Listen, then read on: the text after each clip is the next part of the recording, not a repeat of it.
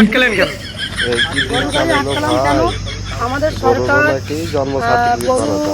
আমাদেরকে একটা গাইডলাইন বেঁধে দেওয়া হয়েছে যে 14 বছরের নিচে কোনো গরুকে কাটা যাবে না, এবং কেউ যদি নিয়ে যায় বেআইনিভাবে তাকে সেই গাড়ি সেই মুহূর্তে ধরতে হবে এবং তাদের সাথে জন্ম সার্টিফিকেট দেখতে হবে, চেক করতে হবে। জন্ম সার্টিফিকেট জন্ম সার্টিফিকেট দেখাতে পারে 14 বছরের নিচে যদি থাকে সে গরু ইলিগাল কেস হবে তাদের নামে।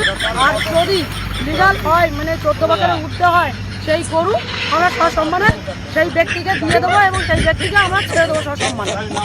14 বছর না হলে আমরা সেই গরুকে আটকাবো এবং হয় গরু মালিকের হাতে তুলে দেবো, নাহলে গলা দড়ি তুলে আমরা দাম ছেড়ে দেবো। আজ কোথায় আটকালেন এটা? এটা আমাদের লেবুখালিতে আটকানো হয়েছে এবং ওনারা দুলদুলিপাড় থেকে গরুগুলো কিনে নিয়ে যাচ্ছিলেন। এখানে দেখুন গরুর শুধু গরু মানে মধ্যবয়স্ক গরু যে তা নয়, 3 মাসের 4 মাসের বাছুর পর্যন্ত আছে, আর সেগুলো ভিতরে লুকিয়ে নিয়ে যাচ্ছে, বলছে নেই বড় গরু। ওগুলো বাড়ি পোষার জন্য নিয়ে যাচ্ছে।